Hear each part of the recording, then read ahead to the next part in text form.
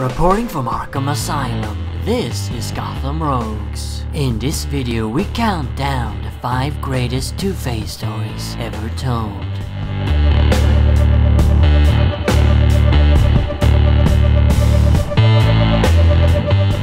We've reached my 22nd video, and who better to devote it to than Two-Face? This is one video I've really been looking forward to, because, and maybe you've guessed this already, Two-Face is all rogues' favorite of all the Bat Rogues. Dent also have a lot of great stories, so let's take a look at the 5 very best ones. Of course, this is just my opinion, and if yours differs, feel free to write your own list in the comments.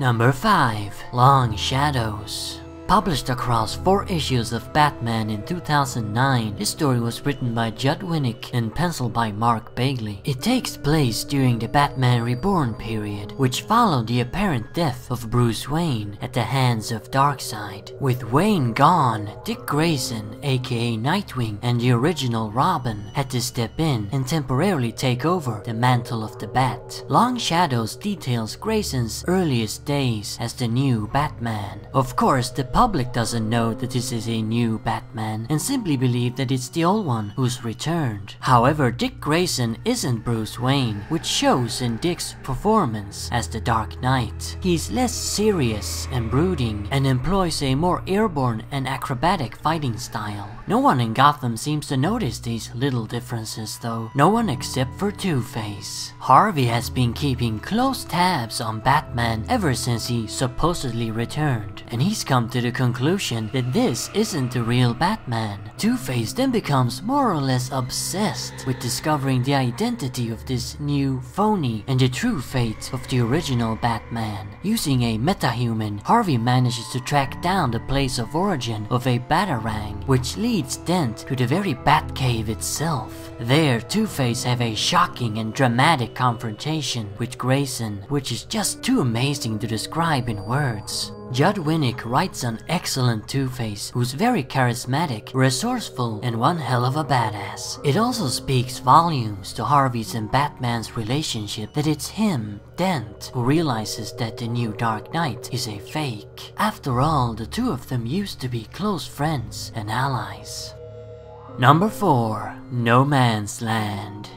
A massive arc published throughout the entire year of 1999. Most of the Two-Face parts were written by Greg Rucka and penciled by a whole slew of different artists. For those who aren't familiar with No Man's Land, I'll explain briefly. After Gotham City was struck by a devastating earthquake, the destruction was deemed to be too high, so the US government sealed off the city and abandoned it, declaring Gotham a no man's land. Before that though, the citizens were given a limited amount of time to leave the city, but those who stayed after the walls closed up on Gotham were left to fend for themselves. A tribal society developed within the No Man's Land, where battles for territory, food, and supplies determined who survived and who perished. During this time, Two-Face rose to become one of the biggest gang leaders in the No Man's Land and carved out a sizable chunk of the ruined city as his territory. He later forms an unholy alliance with his old friend, Commissioner Gordon, leader of the so-called Blue Boys. Unknowingly to Gordon though, it's all a part of a grand scheme to conquer large parts of both Batman and the Penguin's territories. For a brief duration, Two-Face is the No Man's Land's top war chief, but he loses most of his power when Bane, on an unrelated mission on behalf of LexCorp,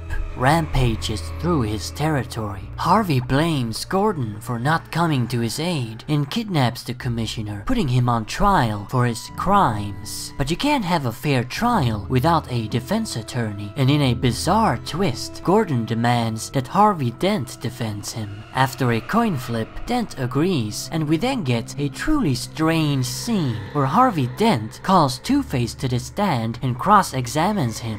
This is probably the greatest and most clever use of Two-Face's split personality that we've ever gotten. There are so many good Two-Face parts in No Man's Land, I don't even have time to mention them all here. Like one that involves Harvey being heroic and helping people stuck under debris because his coin keeps landing on the good side. In truth, no other rogue shone brighter during No Man's Land than Two-Face. Number 3. The original Two-Face trilogy.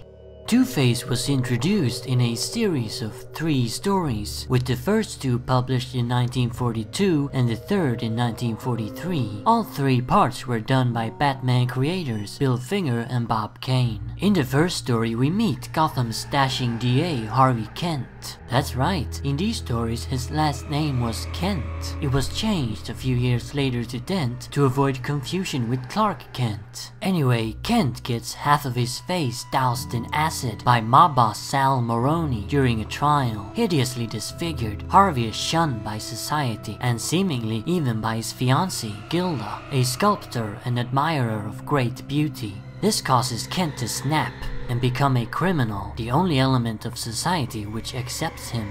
In the second story, Harvey continues his crime wave in Gotham as Two-Face, while also attempting to save his relationship with Gilda, which horribly fails.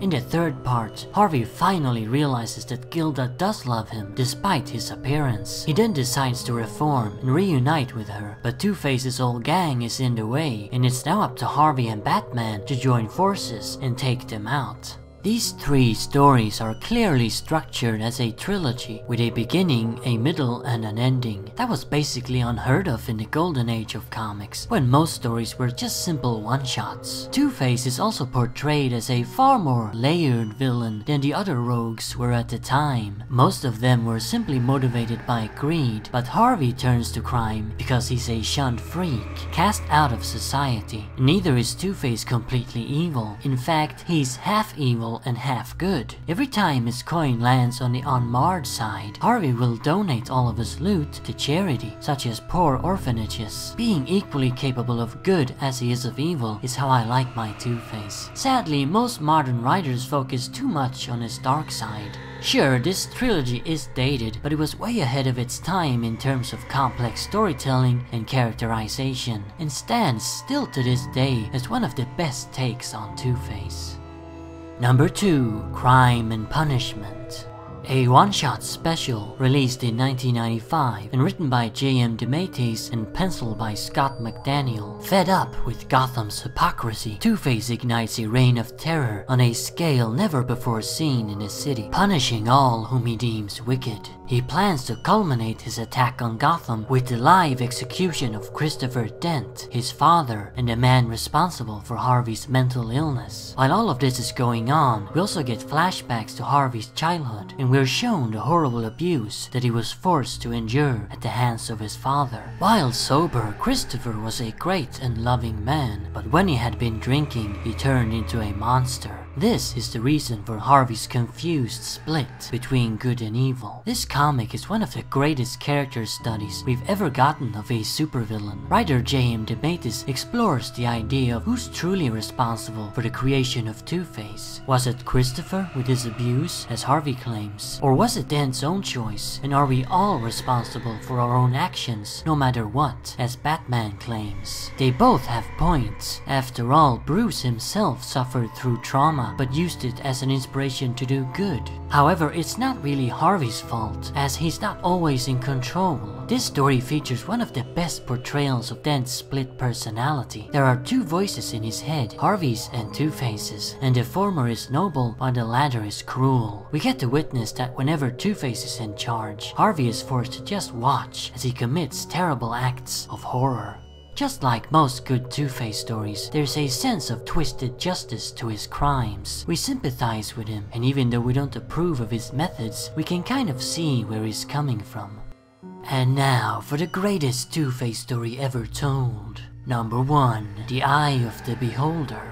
Another one-shot. It was published in Batman Annual number 14 in 1990 and was written by Andrew Helfer and penciled by Chris Sprouse. This story is an in-depth and complete retelling of Two-Face's origin. In it, we're introduced to Harvey Dent, Gotham's heroic DA who valiantly fights the crime and corruption that strangles his city. Alongside his friend, Police Captain James Gordon, Dent forms an alliance with Batman, and together these 3 brave men launch a successful campaign against the criminals of Gotham. However, nothing lasts forever. Unknowingly to his two partners, Harvey is suppressing a second and dark personality that lies within him, which developed due to years of psychological and physical abuse at the hands of his father. And now Dent's fragile mind is beginning to break under the extreme pressures of trying to fix a city as broken as Gotham, allowing this other personality to emerge more and more. This evil is completely unleashed when mob boss Sal Moroni throws a vial of acid in Harvey's face during a trial. Half disfigured, Dent becomes Two-Face and decides to take the law into his own hands, punishing everyone who wronged him.